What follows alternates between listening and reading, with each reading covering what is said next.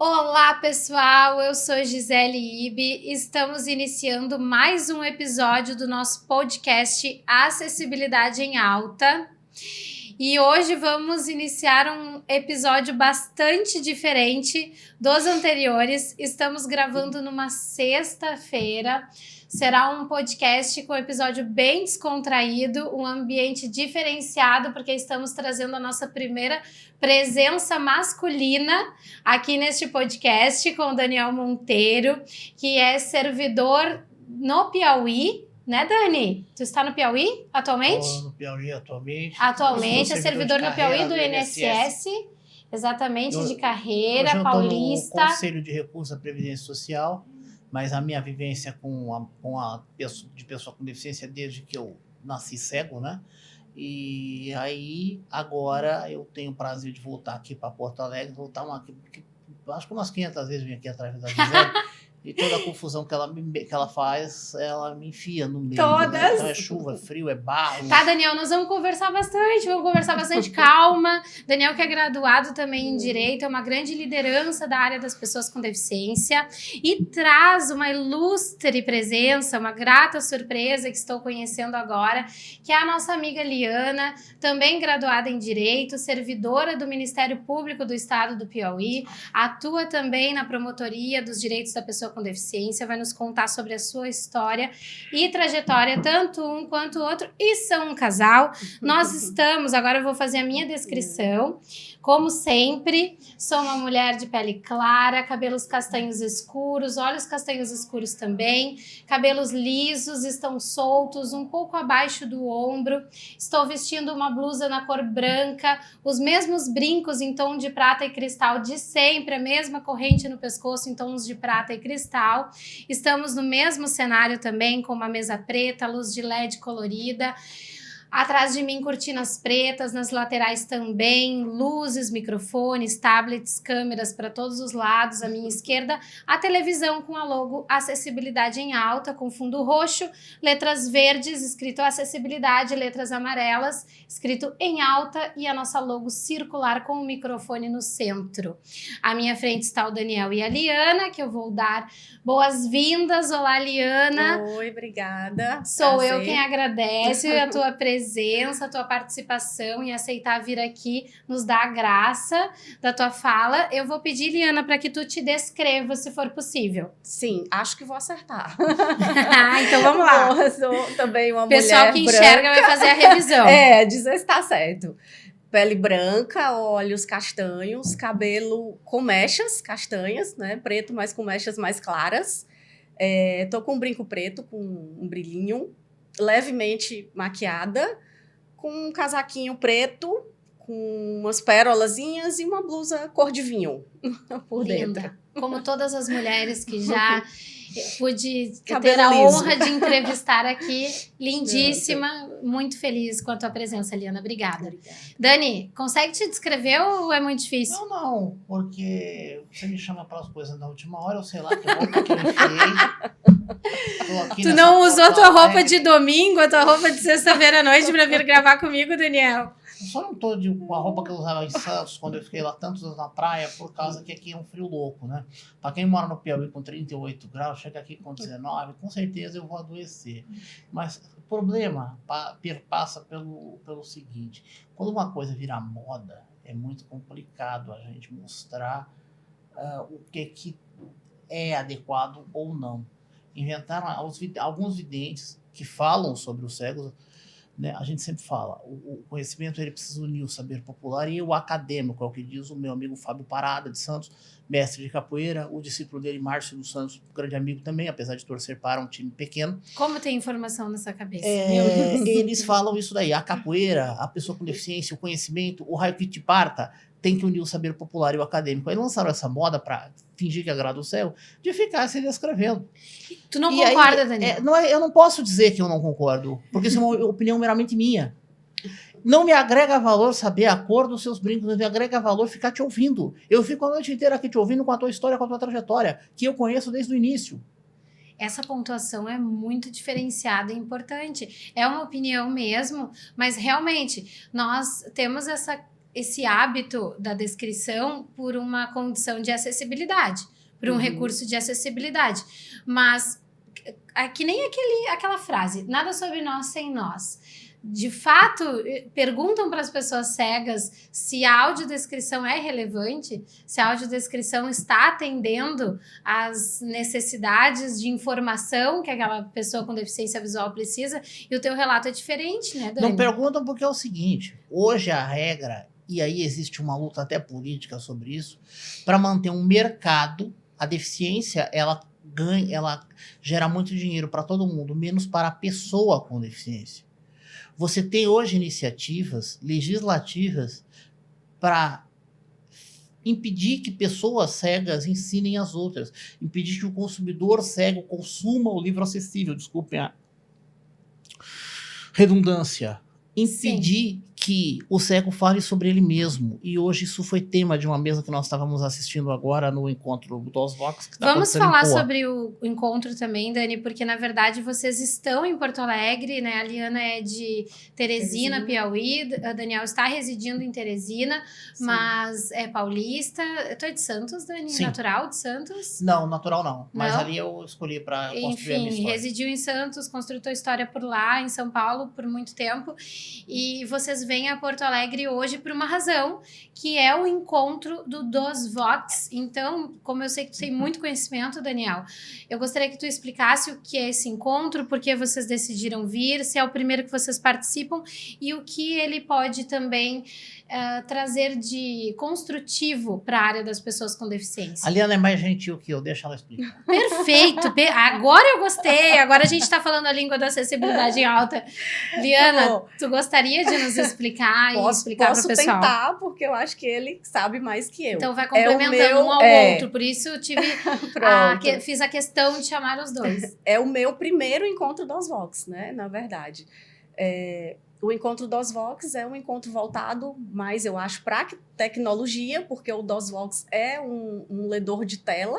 É, né? O pioneiro. E isso foi o primeiro, né? Em 94 foi o primeiro que possibilitou que as pessoas com deficiência visual utilizassem o computador, né, com esse sistema de voz. Que, vamos fazer um parênteses aqui, ledor de tela e não leitor de tela.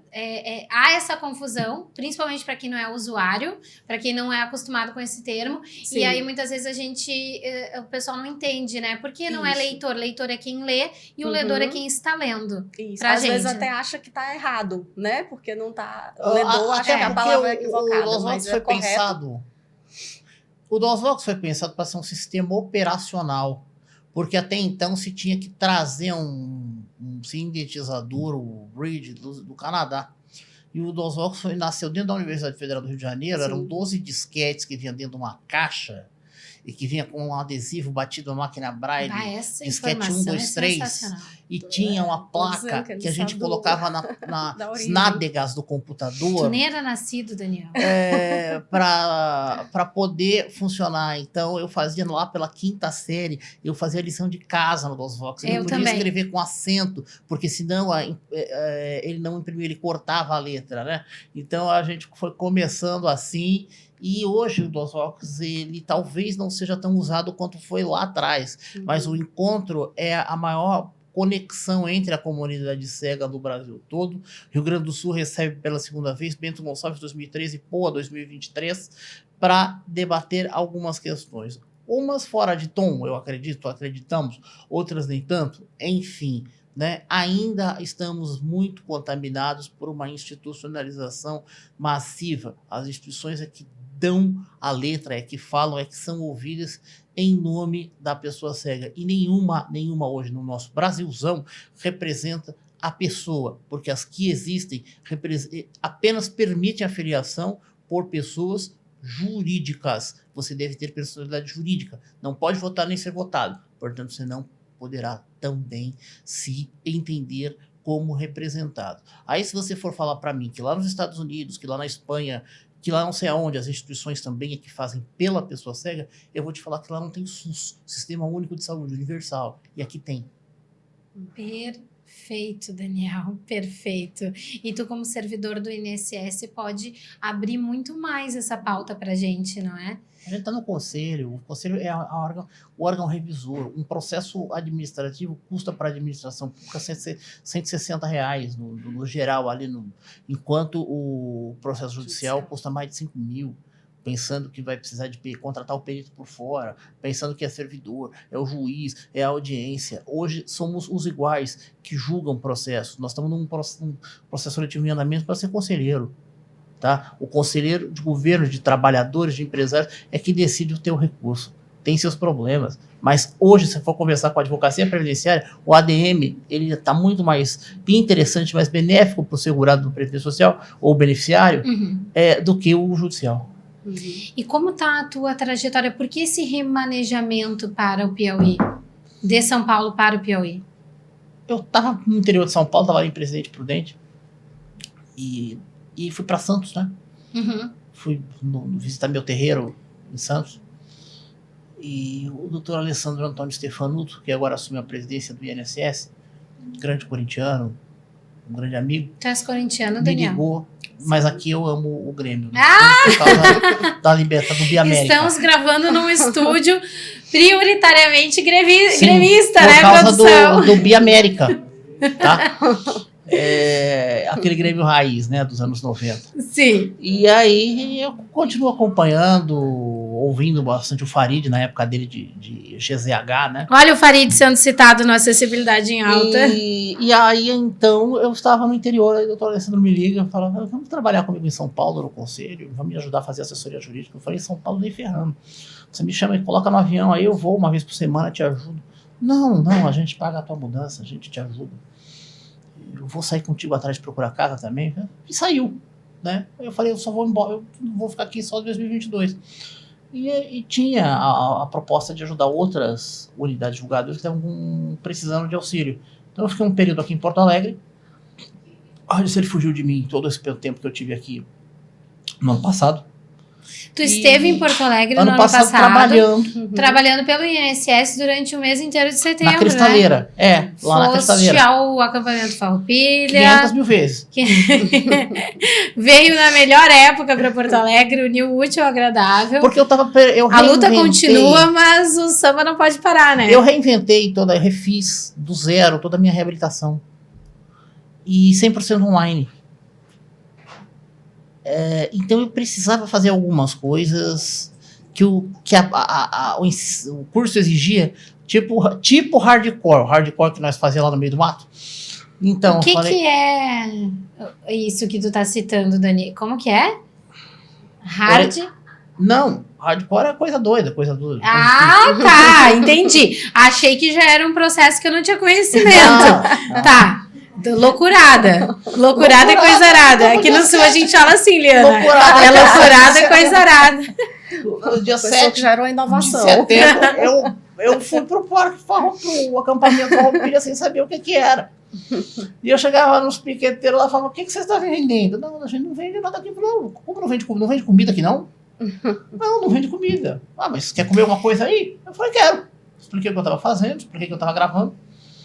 E a partir dali foi uma conexão muito boa, que semana retrasada, passada, eu estava com o pessoal da FADER fazendo o encerramento da Semana Estadual da Pessoa com Deficiência no Rio Grande do Sul, falando um pouco sobre o auxílio e inclusão. Com o Marquinho Lang. Quer falar pra gente sobre o auxílio e inclusão, Dani? Molha o teu bico. Hoje a gente, como eu disse, está gravando uma sexta-feira à noite, é o primeiro sextou do podcast Acessibilidade em Alta. Em homenagem, a gente tá degustando uma cerveja. Não vou fazer propaganda da marca, só quando nos patrocinarem, só quando nos liberarem aqui. Eu vou, na verdade, minha proposta é comprar um apartamento lá na cidade onde tem a cerveja para ligar a caixa d'água do apartamento no duto da cervejaria, da fábrica. Enquanto isso não acontece, a gente vai falar do auxílio e inclusão. É uma transição entre assistência e previdência, é um incentivo para a pessoa sair do BPC e ir para o mercado de trabalho. O que é o BPC? É o benefício de prestação continuada da LOAS, Lei Orgânica da Assistência Social. Perfeito. O tal do salário mínimo que as pessoas falam que está aposentado. Teu filho tua filha é aposentada. Isso. Com a aposentadoria, quanto ela tem? 3. Se lascar, aqui é aposentadoria, quem aposenta é quem contribui. A criança não contribui. Ele é beneficiário, ele recebe em razão da miserabilidade dele não conseguir se manter. E tem gente que faz disso uma profissão, tá? Tem gente que faz de ser mãe de pessoa com deficiência uma profissão. A gente sabe que tem.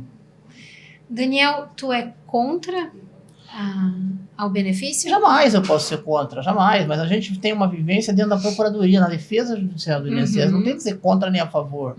Mas ele foi feito por uma coisa. E tem para que coisa? Qual é o teu entendimento sobre a coisa é a pessoa ter uma forma dela se manter, o Estado prover uma forma dela se manter, estudar, crescer e ir trabalhar. E para ir trabalhar e tentar incentivar, tá esse novo benefício assistencial aí na pauta, que quando você ganha até 2 salários mínimos lá no mercado de trabalho, você vai ao INSS, suspende, congela o teu BPC e você passa a receber meio salário mínimo de auxílio inclusão. Perdeu o emprego, não se adaptou, foi-se embora e não sei o que, você regressa ao teu LUAS. Caso a tua renda familiar se mantenha a mesma, caso você se mantenha nas melhores condições, né? Nas condições que te proporcionaram o benefício lá da primeira vez. Perfeito. E hoje... E não vem me perguntar, pelo amor de Deus, eu me casei, eu vou perder o benefício, o INSS vai caçar meu benefício, não tem nada a ver com a tua vida privada. Eu tive filhos, o INSS vai caçar meu benefício, dá para acumular com Bolsa Família? Dá. E outra coisa, não tem auxílio inclusão não, tá? Sim. Outra coisa, muito forte aí. Prevalece o maior benefício. E teve o filho, o INSS vai caçar, não. Agora, se você fizer, pelo amor de Deus, um strike na rede social aí, né? Aí vai precisar prestar atenção. A pessoa se afasta por depressão lá em Ribeirão Preto, vai pro Rio de Janeiro, começa a surfar, a nadar, a voar de parapente, dizer que foi o melhor ano da vida e os cambal, aí o INSS Ou seja, não pode ser feliz para receber o benefício? Pode. Não pode ostentar para receber o benefício? Aí já complicou, né? Ostentação é com a galera do funk lá.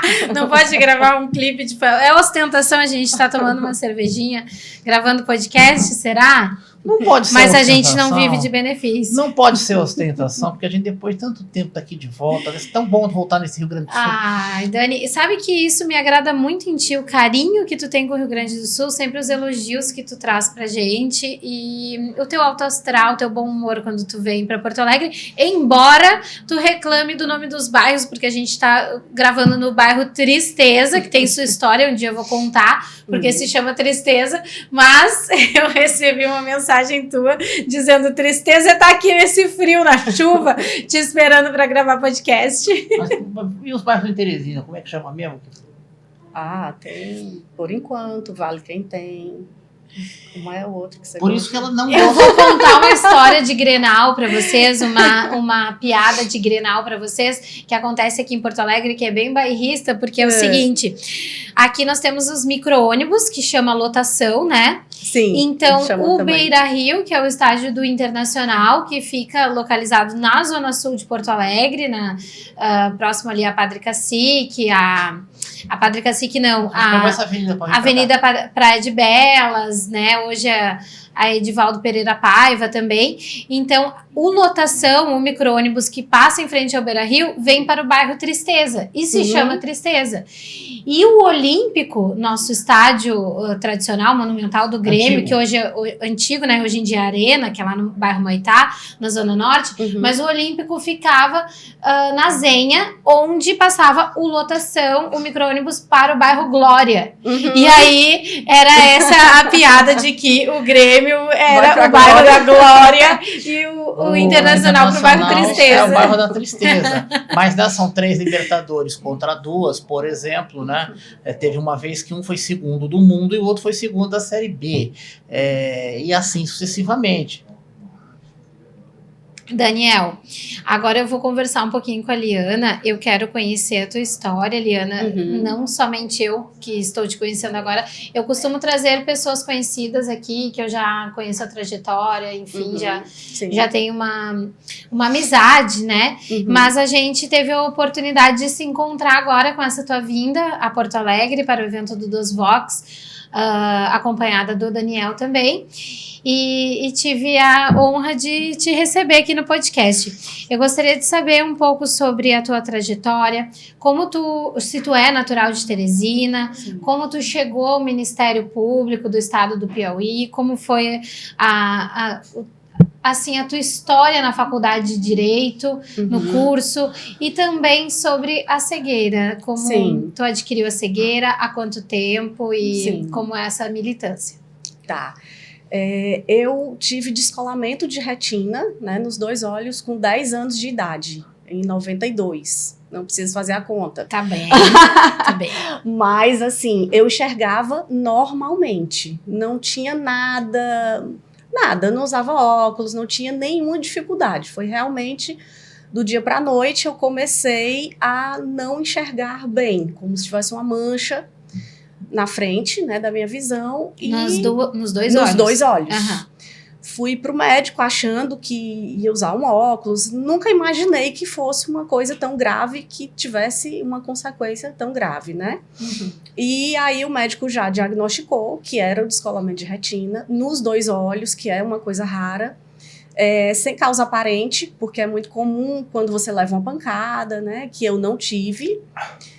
E que um olho já estaria totalmente descolada, inclusive com uma ruptura, e o outro estaria mais ou menos à metade. Então, ele me encaminhou já para médico. Na época, o único tratamento era cirúrgico. Eu fiz 8 cirurgias para tentar colar a retina, todas com anestesia geral. Fui para Campinas 10 anos de idade. com 10 anos. Imagina, Fiz é bem 11, traumático, né? Fiz 11 nesse meio tempo aí, estava no hospital, inclusive, né? Então, esse ano inteiro, de 92, eu fiquei em tratamento, né? Tentando fazer. Na 6ª cirurgia, eu voltei a enxergar um pouco, conseguia ver, assim, aquelas letras maiores que a gente vê quando vai ao oftalmologista, letra de revista, eu conseguia, mas só que descolava, né? Colava e descolava, ela não segurava.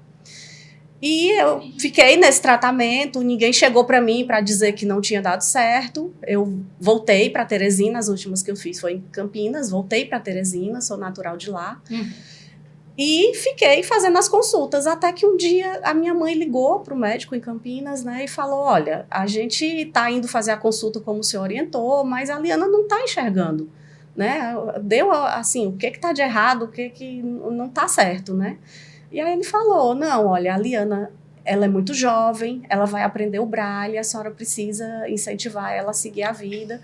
E então daí foi que a gente entendeu que não ia ter jeito, né, assim, de voltar a enxergar, né? E hoje tu consegue ainda me descrever, me relatar, assim, como foi esse impacto de perder a visão? Sim, assim, foi muito difícil. Por quê? Porque eu tinha já uma rotina minha, né? Com 10, 11 anos eu já era alfabetizada, eu estava estudando, então eu sabia fazer tudo. E de repente eu me vi sem conseguir fazer o básico, né? As coisas que eu fazia normalmente, sem nenhuma dificuldade, coisa banal, que você não... Comer, tomar banho, né?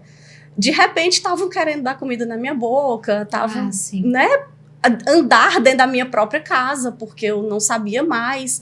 Então, é meio que chocante, assim, no começo, né? Porque você querer comer alguma coisa, você não conseguir pegar, você querer colocar o rádio na tomada e você não conseguir.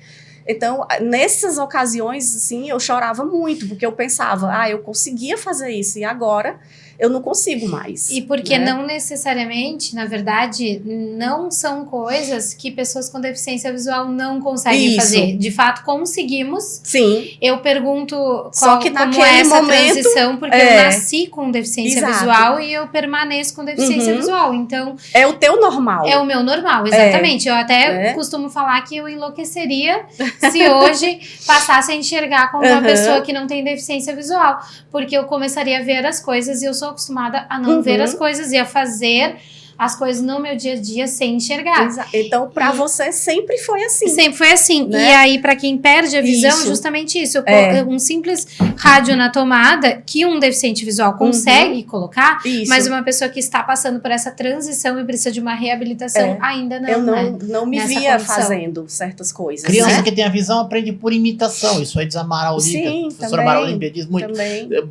Tem uma inteligência visual, né? Uhum, sim. Aqui não, precisa ser ensinada. E aí o pessoal tem preguiça de ensinar. E então, eu percebia também que, pelo fato de eu ter enxergado, eu tinha mais medo de algumas coisas. E eu acho que quem nunca viu, talvez não sei, por não ter noção, por não ter visto exatamente aquilo, de atravessar uma rua, de ver aquela loucura do trânsito, eu acho que eu tinha mais medo de certas coisas, né? E porque, como eu falei, para mim era muito diferente, né, a mudança. Mas, ao mesmo tempo, também é bom, porque eu tenho a memória visual ainda, né? Então, eu consigo imaginar cor, eu consigo ainda certos lugares, certas descrições que, às vezes, para quem nunca enxergou, também pode não fazer tanto sentido, como cor, como o céu, não sei, o pôr do sol, a nuvem, né? Coisas que, às vezes, você não consegue pegar. Ou seja, o Daniel, por exemplo, falou sobre a importância da audiodescrição, que para ele não faz muita diferença. Para ti que já enxergou, é bastante útil? Às vezes a gente realmente tem aquela curiosidade de saber. Né? Eu pego uma roupa, mas que cor é? Sim. Não, peraí, o que eu disse. E para ele é indiferente, talvez, essa informação. Eu disse da audiodescrição, né? Não é que o recurso não me faça diferença. Essa mania do pessoal fazer Autodescrição. Auto-audiodescrição. Descrição de si mesmo. Tá. E sei lá o nome que tem, é o que eu falo da moda. Eu tenho um professor que é do Colégio Adventista, onde eu estudava, tá? Ele falava, não deixe, no caso dele, né, que é pastor, não deixe que ser crente esteja na moda, porque moda muda, beleza?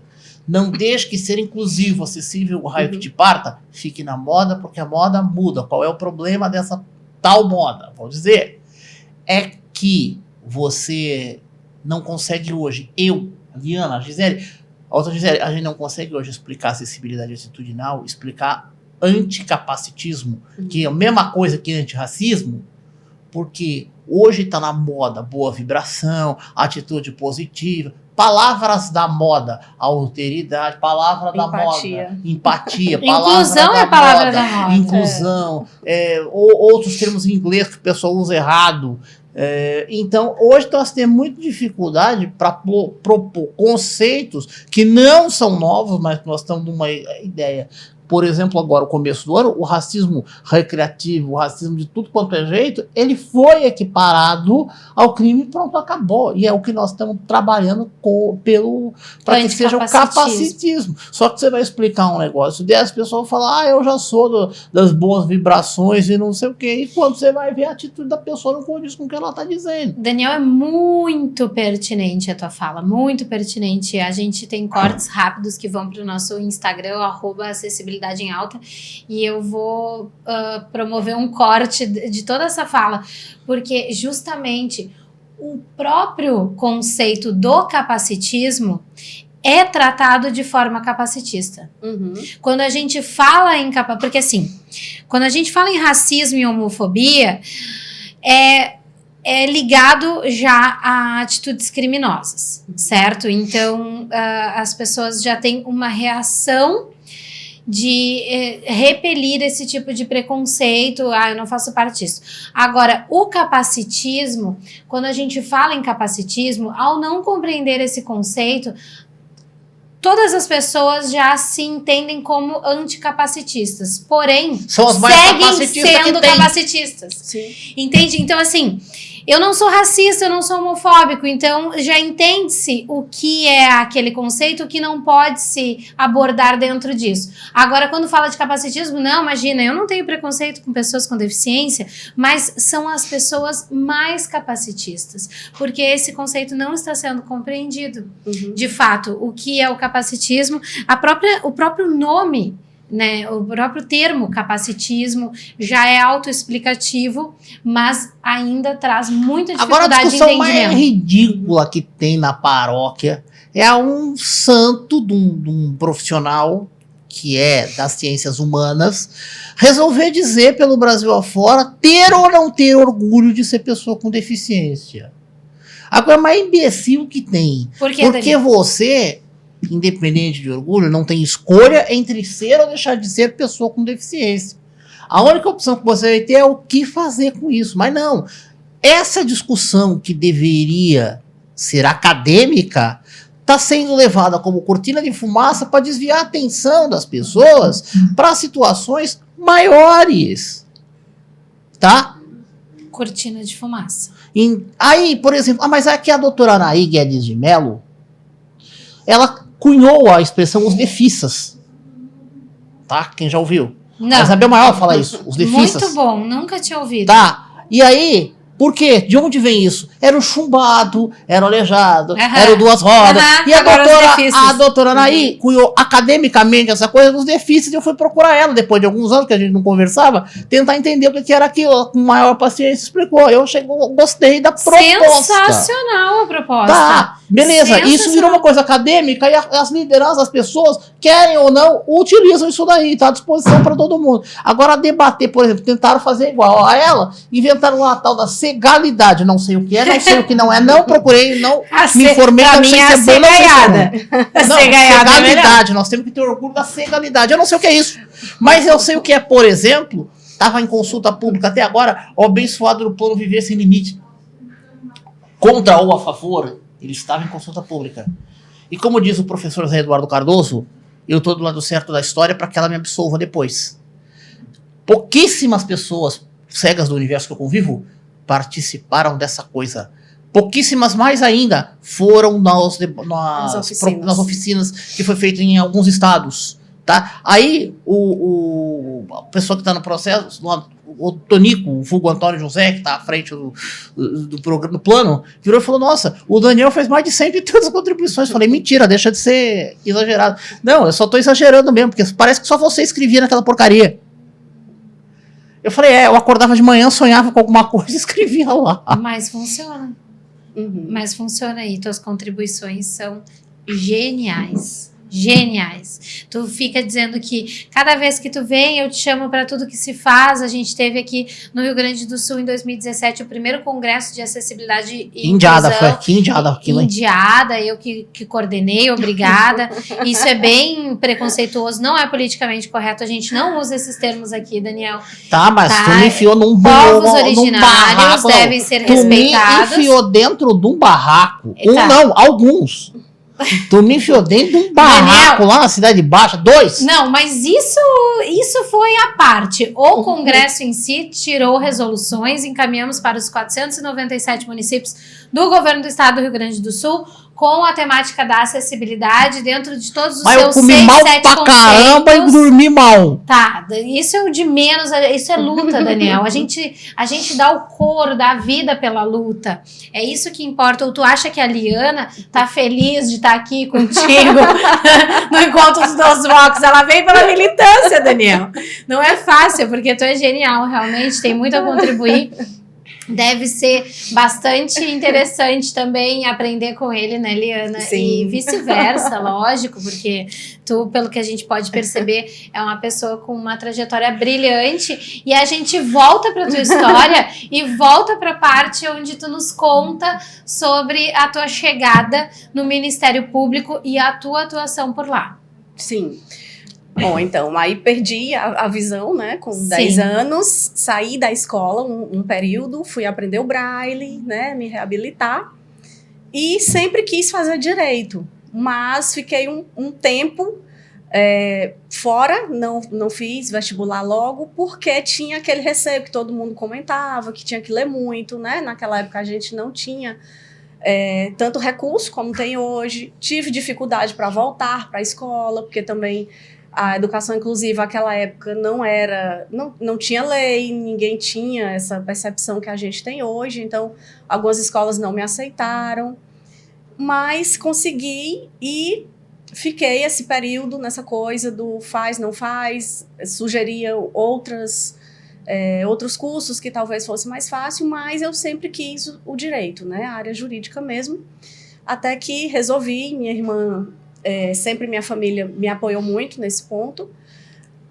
de estudar, né, e tudo. Que idade você tinha? Eu tinha já 21. Tá. 21. Jovem. Isso. Foi Mas já tava me achando, já tava naquela crise, né? Foi quando eu fui Miss. Pronto. Já tô com 21, não tô na faculdade, não fiz nada, né? Já tava naquela coisa.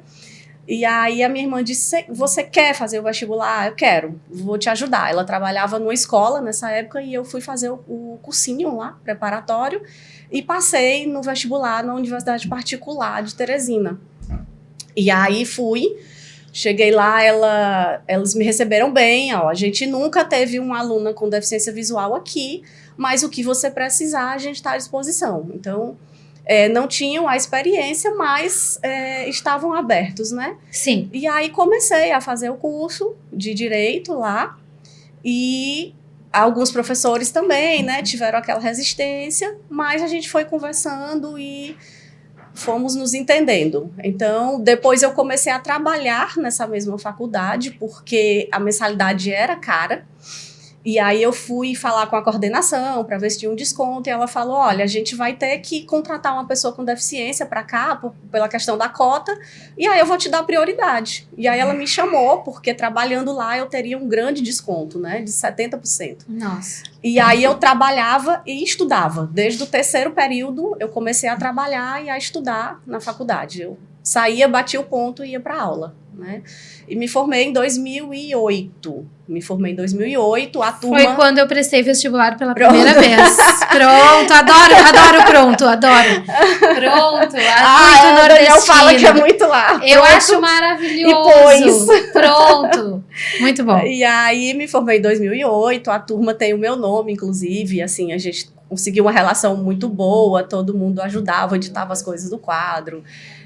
Minha mãe lia para mim, gravava, né? Como eu falei, a gente não tinha esse recurso. Eu não tinha nem computador, né? Não tinha DOSVox. Não. Não DOSVox, o que você deseja? Então foi mesmo na base do lendo, escrevendo em braille, gravando aula, né? Mas me formei em 2008 e aí fiz OAB e fiz em seguida o concurso do Ministério Público. Então eu passei na OAB e passei no Ministério Público, assim, seguido. Então, por isso, eu não tenho registro, né, na OAB, mas eu fui aprovada, fui também a primeira pessoa com deficiência visual a ser aprovada na OAB. Parabéns! No Piauí, né? No Piauí, Teresina. Parabéns! E mulher! Sim. Primeira pessoa com deficiência visual a ser aprovada na Isso. OAB em Teresina, no Piauí, mulher. Então, eu tenho Arrasou. Certificado, a hora que eu quiser eu posso ter o meu registro. Isso, mas como eu já tomava posse no MP na semana seguinte, e eu não ia poder advogar, porque eu passei para analista, né, processual no Ministério Público do Estado, eu assumi lá. Então, desde 2009, já tem 14 anos que eu trabalho no Ministério Público e já entrei para trabalhar nessa área, né, de defesa dos direitos da pessoa com deficiência. A pedido teu ou a direcionamento? Me direcionaram. Tá, normal. Né? Isso, porque tem, assim, para ver como as histórias se encontram, né? Eu acho que quando tem que ser, nada é por acaso. Concordo. A minha irmã, ela tinha, na época de faculdade dela, uma amiga que era irmã de uma promotora de justiça, que teve um filho que teve o mesmo problema do Daniel, inclusive retinopatia da prematuridade, e ficou cego.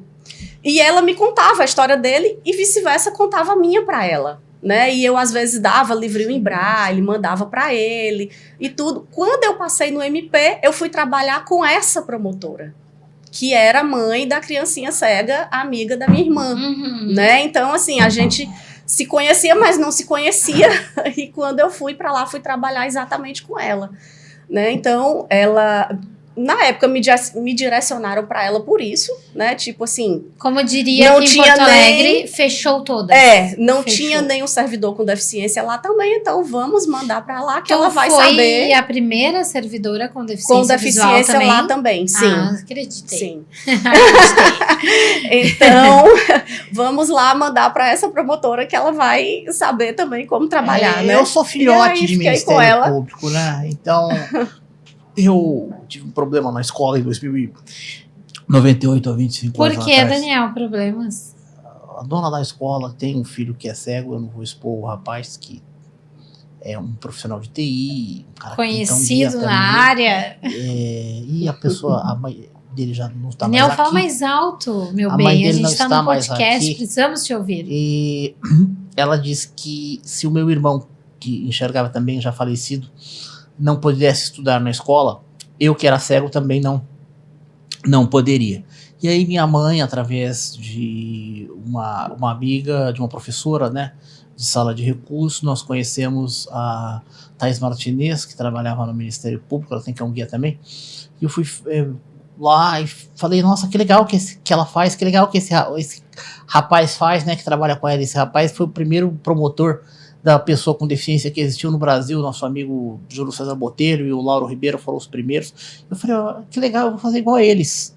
E aí eles me incentivaram a cursar Direito, e eu cursei por causa disso. E aí passei no meio do caminho, eu queria trabalhar com consumidor, passei para o INSS, falei que eu não quero ver benefício nem que eu enxergue, e fiz 3 pós-graduações em Direitos Previdenciários. Só queria dizer que eu também nasci dentro do Ministério Público e vou devolver para mim. E será, qualquer semelhança é mera coincidência? Será que os nossos espectadores já perceberam que vocês são um casal? Porque também agora teve uma relação. E como vocês se conheceram? Em Brasília. Olha, não foi em Teresina, não foi em São Paulo, não foi em Porto Alegre. Foi no terceiro. Foi no Distrito Federal. No Planalto Central. Mas nós nos conhecíamos antes, né? Não pessoalmente, de grupos de WhatsApp, né? Mas evento de pessoas com deficiência? Não, Nada? não, nada. A gente tinha um grupo de WhatsApp para tratar sobre direito de pessoa com deficiência. E como nós dois somos da área jurídica, né? Começou o Monteiro Escreve, chamam ele de Monteiro, né? O Monteiro Escreve com a Liana. Então a gente trocava esse material, a gente escrevia, eu andava para um, para o outro. Mas não nos conhecíamos pessoalmente. Então, em Brasília, né? Que ele fala que a gente se conheceu pessoalmente, porque a gente foi para uma audiência pública lá. E aí nos encontramos pela primeira vez presencialmente. Audiência pública em razão no Senado, em razão do projeto da visão monocular. Se alguém tava procurar Senado monocular, vida, vai ver minha palestra lá. entramos na polêmica. Estava em pauta. Entramos! Vocês se conheceram debaixo de mau tempo. Toda a polêmica existente na área da pessoa com deficiência visual. A única lei instituída que institui deficiência no Brasil por causa de Estávamos trabalhando nisso na época. Situação assim. Vocês abjeta. me representam, só pra constar. Uma situação abjeta, né? Que eu não vou entrar nos detalhes mínimos da história, mas tinha uma pessoa favorável dentro do plenário se exibindo para os parlamentares das duas casas. E nós pouco fomos ouvidos, mesmo com toda a técnica, com todas, inclusive com apoio. O Daniel representou o INSS. Não, naquele momento era coordenador de política pública em Santos.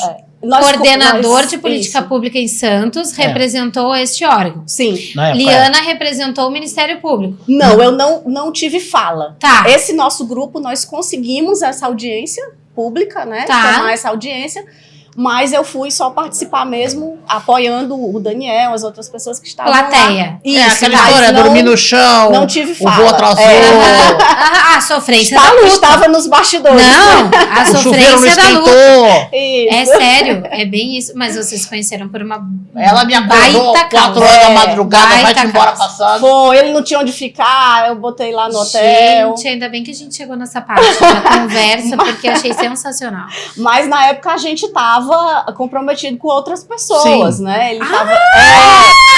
Mais polêmica. Não foi amor à primeira vista. Entramos no segundo bloco do podcast. Agora é a hora das polêmicas. Não digamos que não foi amor à primeira vista, né? A gente realmente se encontrou ali a trabalho. Eu tava com outra pessoa, ele também. Olha ela. E aí, depois, ele terminou com essa pessoa. Cada um com a sua Antes de relação mim, abusiva. eu terminei depois. E quando eu terminei, eu saí de todos esses grupos, né? Porque terminou, corta a relação. Pra Exato. mim, né? Exato. E aí o outro tava lá no grupo também, então eu saí de todos os grupos que a gente tinha essas pautas. E aí o Daniel me ligou. Eu senti sua falta, estranhei que você saiu do grupo e tal. Cadê você? Nunca te vi, mas sempre te amei. Esse tipo de coisa. Começou com essa história, me ligou e depois Caramba, tava gente. pandemia, né? Aí ele começou a a me ligar para falar de vacina, porque o Piauí foi pioneiro nisso, né? A gente conseguiu aprovar uma lei que dava prioridade da vacina para a pessoa com deficiência lá. É mentira. Mas voltando para a plenária no Senado da visão monocular, que perdemos, né? Mas é mentira, das organizações de cegos que as mesmas conseguiram prioridade para vacinação da pessoa com deficiência. O primeiro ente federativo que levou isso para a rua, que botou a lei para começar a funcionar, foi o tal de Piauí. Foi, porque aprovamos uma lei estadual. Exatamente. E então o MP foi em cima para cumprir. O MP ficou em cima, a secretária da pessoa com deficiência ficou em cima. E eu falei, não, eu trouxe eles para fazer uma live com a gente nos conselhos de direitos da Baixada Santista. Eles fizeram, a gente não teve sucesso. Federação Down entrou como amiga da corte, coisa que a gente não vê nenhuma organização de cegos hoje entrando como amiga da corte em nenhuma pauta de importância, só em pautas que defendem a mamadeira de dinheiro público, o vertedor, como é que é o vertedouro que chama? De dinheiro, a cachoeira de dinheiro público para equipar essas ONGs, o assistencialismo sustenta gente pra caralho. Verdade. Tá? Gente sem deficiência. Entendeu? Hoje a gente usa, por um exemplo, uma bengala da altura do queixo. O homem chega, um antigo colega de trabalho me encontra casualmente na rua e fala: nossa, essa bengala tá errada. Falei: errado tá a sua atitude, por isso que a tua mulher te largou. Caramba. A pessoa vai ouvir e vai saber de quem eu tô falando. Eu falei que entramos num outro patamar da discussão. Mas é que vocês são um casal de peso. Eu tô um pouco 30 quilos acima dele. Eu sabia como é previsível essa piada. Já deu a piada pronta, né? Piada pronta. Eu sabia que quando eu elogiasse, dissesse um casal de peso, é um casal de luta, de força, de história brilhante, gloriosa, que tem muito a compartilhar conosco. Eu não sei, assim, acho que a gente ficaria aqui pelo menos umas 10 horas, pode ser, Daniel? Conversando, trocando ideia e bebendo também, porque não somos de ferro. Mas, infelizmente, a gente não pode se estender muito. A gente vai chegando na reta final desse episódio. Eu quero agradecer muito todas as contribuições e informações que vocês trouxeram aqui para compartilhar com o nosso público, e que esse conteúdo que fica registrado se perpetue e possa ser divulgado, multiplicado com todas as pessoas. É extremamente relevante conhecer a história de vocês e principalmente conhecer essa luta, essa trajetória pelas pessoas com deficiência, pela inclusão, pela acessibilidade, muito voltada para a área jurídica e para tudo que vocês têm como feito nos seus estados e nacionalmente aqui pelo nosso país e até mesmo afora. Daniel e Liana podem discutir quem será o primeiro a fazer as considerações finais. Agradeço a Gisele, só agradeço a Porto Alegre. Não discutiu, Daniel, só saiu falando. Ele decidiu. A gente tem uma história. E uma história de trabalho. Não basta ser antigo. Hoje ontem ali no encontro do Osvox, que é um grande expoente da comunidade cega, alguém dizia: senhores jovens, acho que um dia eu fui jovem, hoje nem tanto, né? A memória não tá boa, eu já tô com déficit de atenção, a audição tá bagunçada. Que idade tu tá, Daniel? 37, mas já sei que eu não vou longe. Jovem, gente. E aí fala assim: respeitem, que não basta, não significa que quem é mais antigo, faz coisas boas, tá? A prova disso é que na cidade que a gente anda, Teresina, pouquíssimas pessoas batem bengala. E nas cidades que cegos andam, batem bengala, todos têm o mesmo nome. Cego é a realidade que a gente conhece, tá? Todos têm o mesmo nome, são irmãos, fruto da mesma árvore envenenada. Então, em Santos, todos somos Samuel, né? Em outra cidade, todos somos João, não importa o gênero. São irmãos, são todos amigos. É isso que a gente fala do capacitismo. Mas somos Samuel em Santos porque é um cara muito guerreiro que vende balas. Não seríamos nunca Daniel, porque ninguém acredita em alguém que está dentro do serviço público. Eu abracei esse cara e disse: eu sou você. Então, se eu fizer qualquer coisa errada, você será culpado. Porque para nossa cidade, o máximo que um cego pode chegar, que a cidade permite, é isso que nós estamos falando aqui, né? E a votação inexpressiva, até hoje pelo menos, né? A gente ainda não tem, vai ter daqui a 2 anos, uma parlamentar com deficiência visual dentro de uma capital trabalhando por essas pautas. Porque hoje, infelizmente, a gente tem verdade que as pessoas brigando entre si, mas não por ideias, mas simplesmente por quem consegue atrair mais a piedade das pessoas, da sociedade, para ganhar doação para manter uma coisa que já faliu e insiste em não admitir isso, já morreu e esqueceu de se enterrar. Quando a gente vê hoje a reabilitação desgraçada que as pessoas com deficiência visual, via de regra, recebem Brasil afora. Meu Deus, Daniel. Um episódio tão descontraído, mas suas considerações finais foram boas reflexões. Importantes reflexões, eu diria. Liana, Sim. Vamos quebrar, vamos deixar o ambiente daquele jeito, naquele sextou, naquele clima, porque a gente sabe que a gente vai encerrar aqui, dar tchau pro pessoal e tomar uma cervejinha num boteco em Porto Alegre. Então, vamos lá pra cidade de baixo pra ficar perto de casa. Partiu. Não me denuncia, vamos lá. Não, agradecer também, dizer que é um prazer estar aqui. Foi um prazer conhecer você, né, Gisele, que eu não conhecia. O Daniel já falava muito, né, mas nos conhecermos aqui também, essa Porto Alegre que, como você falou, ele tem um carinho muito grande, ele fala muito, queria muito vir, então é um prazer estar aqui, né, conhecer e ter podido participar também com vocês. E é isso, a gente está aí, está na luta e acho que a maior, assim, o que a gente vai, a nossa maior contribuição mesmo é viver, né, a nossa vivência. Nos espaços que a gente está, a gente vai... mas nos espaços que a gente está, a gente acaba dando a nossa contribuição e é uma mudança de mentalidade, a gente vai mudando, aqui nem que seja de pouquinho. E não tem café. Vamos, tem cerveja, baixa vamos política. Fazendo a diferença.